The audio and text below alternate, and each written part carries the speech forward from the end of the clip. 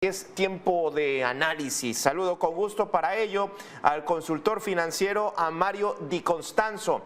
Mario, con el gusto de saludarte, bienvenido. Y mira, me gustaría ponerte el tema sobre la pensión para el bienestar de los adultos mayores desde una perspectiva que lo veníamos comentando en este espacio, y me gustaría conocer tu opinión sobre que este programa es doblemente rentable, dicen especialistas, y me gustaría aquí empezar. Pues sí, es un apoyo económico, pero también políticamente rentable. ¿Cuál es tu opinión al respecto, Mario? Mira, desde luego, no solamente es un programa políticamente muy rentable, es un programa que a Morena y al gobierno le ha ayudado para espantar a la gente, amenazar a los adultos mayores.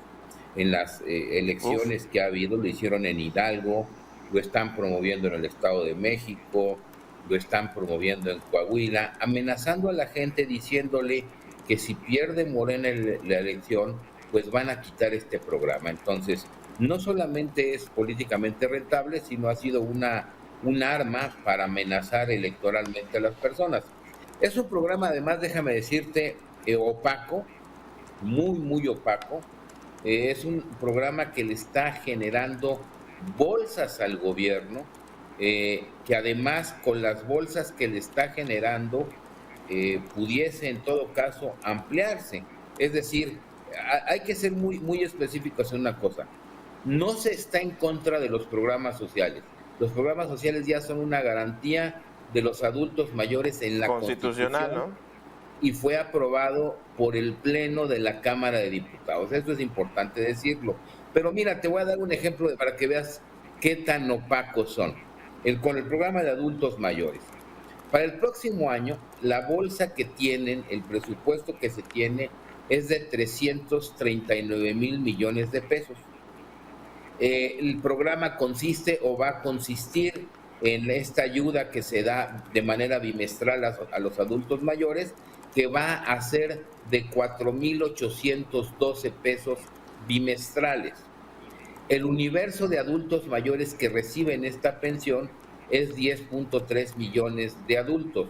Si nosotros multiplicamos 4,812 por 6, porque es bimestral, y por 10.3 millones de adultos mayores, tenemos que el total son 297 mil millones de pesos. La primera Eso, reflexión es, faltan. ¿por qué 339 mil? Es Sí. decir, sobran casi 41 mil millones de pesos. Supongamos que de gastos de operación, porque así lo establecen las reglas del programa, es el Ya. 3.6% del valor del programa. Estamos hablando de 12 mil millones. De todas maneras, hay un dinero escondido ahí que el gobierno utiliza también para fines electorales. Luego, entonces, además a esto hay que añadir, pues, las observaciones que ha hecho la Auditoría Superior de la Federación sobre este programa, sobre pagos o entregas de dinero a personas que no tienen registro. Observó que ha habido entregas de dinero a personas que ya habían fallecido. Hay observaciones del auditor superior que le entregaron el dinero a personas que tenían una menor edad, vamos a llamarlo así. Es decir, es un programa muy opaco, que debería de hacerse mejor, y que si se hiciera mejor podría extenderse a más gente, o bien incluso aumentar el monto de esta pensión, porque además, como te digo, no es un tema que esté promoviendo o que entregue Morena, son programas que aprueba la Cámara de Diputados. Creo que lo que se busca es que las personas de la tercera edad estén mejor, y creo que en eso todos debemos estar de acuerdo. Lo único malo es la opacidad con la que el gobierno lo ha manejado, y la herramienta electoral o el arma electoral que le ha dado, amenazando a los adultos mayores, pues de quitarles el programa si no van a sus eventos, si no votan por Morena, y creo que eso es lo que se ha desvirtuado. Sí, aquí le podría sumar entonces tres características que tiene este programa, sumando la que añades, Mario. Ahora, el mecanismo, ahorita comentaba sobre el mecanismo de pago ha evolucionado y no sé si ahí también tendría que ver esta falta de opacidad. Pasó de ser un giro de estos como postales, que ya ves que se pagaban a través de Telecom, a un depósito que se da a través del Banco del Bienestar, que no sé si esto todavía lo hace más problemático o quizás más, sobre todo a personas que no están acostumbradas al uso de los servicios financieros, que bueno, eso ya es otra cosa, pero no sé si esto lo hace todavía más opaco, Mario. Mira, lo hace más, incluso más complicado en su administración y más costoso. Efectivamente, cuando tú podrías cobrarlo hasta en Telecom o en un corresponsal bancario, ¿qué quiere decir eso?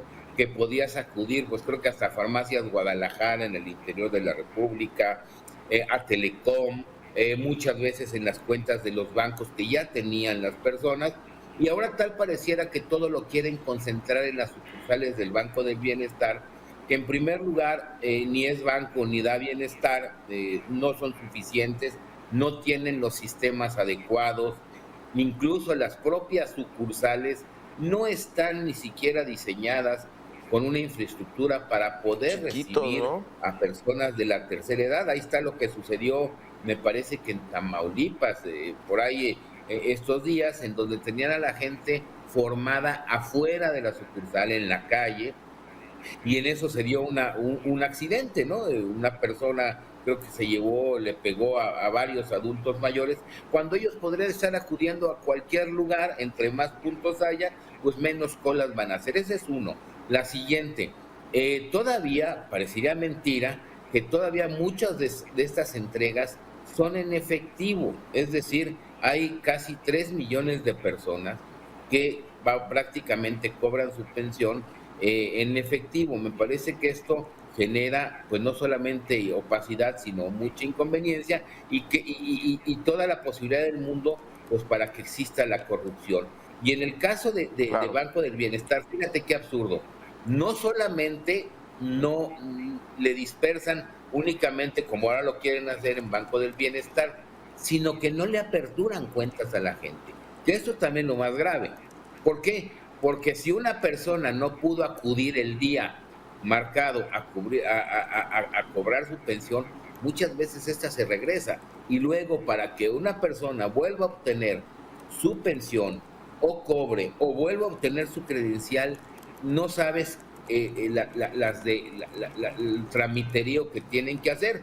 Sería muy sencillo y a cada receptor de este programa social se le aperturara una cuenta básica en el banco que él decidiera, ¿no? Pero aquí me parece que hay otro uso electoral porque quiere ser presidente casi de propia mano, quien a través de una sucursal del Banco Bienestar pues les entregue esta ayuda. Y no es solamente con la pensión de adultos mayores, yo te diría que es con la mayoría de los programas sociales, que además si nosotros sumamos el gasto de operación que tienen autorizado 5 programas sociales, estamos hablando ya de 15,000 millones de pesos, cifra que no es nada despreciable y que a uno le suena absurdo cuando la gran mayoría de estos programas se dispersan a través de depósitos. Ya. Una discusión muy interesante que se da entre economistas, politólogos, es hasta dónde los gobiernos deben de meter las manos y ser un gobierno asistencialista.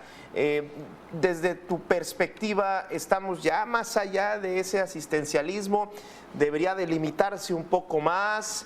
Sobre todo pensando en que si estos apoyos pues sí están abatiendo los altos niveles de pobreza o no. Desde tu perspectiva, ¿cómo lo observas, Mario? Sí, desde luego. Yo creo que depende del programa y depende del sector objetivo que estés tratando de incidir, ¿no? Por ejemplo, en el caso de los adultos mayores, creo que el programa se debería de fomentar, me parece. ¿Por qué? Pues por el elevado número de personas sin acceso a la seguridad social. Yo creo que este programa se debería de complementar, a lo mejor no con tantos incrementos, pero sí que si cada persona que recibe este apoyo además se le otorgara seguridad social, pues esto les permitiría no gastarse el dinero en medicinas, por ejemplo, que además ya no hay, ¿no? Claro. Es un ejemplo. En el caso de Jóvenes Construyendo el Futuro, yo creo que el programa está muy mal enfocado. Yo creo que ahí el programa debería de reencauzarse, por ejemplo, y en todo caso empezar a ayudar y apoyar, por ejemplo, a las personas que están ya en sus últimos semestres de la universidad, por ejemplo. El mayor grado de últimos años de las carreras. ¿Por qué? Pues porque las personas tienen que empezar a trabajar y muchas veces lo tienen que hacer porque no tienen ese dinero. Entonces, si nosotros dirigiéramos ese programa ahí, vas a reducir, digamos, la posibilidad de estas personas que dejan la carrera trunca y vas a ayudar precisamente con experiencia en el trabajo a estas personas. El otorgarlo como se ha otorgado hasta ahora, pues más bien se vuelve una herramienta electorera, estás fomentando incluso la corrupción, porque se dan muchos casos, las observaciones de la Auditoría Superior de la Federación así lo apuntan, que hay incluso a veces contubernio entre el contratante y el contratado, pues para que no solamente no les pase lista, ¿no? La mochada, sino ahí te va una parte de mi pensión y pues yo te vuelvo a ver de aquí a un año, y eso pues no cumple con las características del programa. Entonces, yo creo que hay que cuidar mucho eso, en qué sectores. Y otra cosa muy importante, hay que gastar, pero gastar en inversión productiva, en inversión en infraestructura, en apoyo a las pymes. ¿De qué sirve que yo le esté dando apoyos a los jóvenes para encontrar un trabajo si no le doy apoyo a las pymes y no va a haber empleo para los jóvenes? Pues yo creo que tenemos que tener una cosa balanceada y dependiendo el tipo de programa. Yo hubiera quedado con 3 programas básicamente: adultos mayores, el apoyo a discapacitados y el apoyo a madres solteras. Y todos los demás lo hubiera transformado en otro tipo de programas que, sin dejar de prestar ayuda social, sí permitan una mayor corresponsabilidad y complementariedad entre los diferentes programas, sobre todo de escuelas, e invertir en educación. Este presupuesto que se aprobó no le destina recursos a la educación, entonces me parece que no es suficiente el asistencialismo o que el gobierno se convierta en una oficina de regalar dinero. Muy bien, Mario, pues muchísimas gracias por este análisis al consultor financiero Mario Di Constanzo, que estuvo charlando con nosotros. Muchísimas gracias. Al contrario, hasta luego.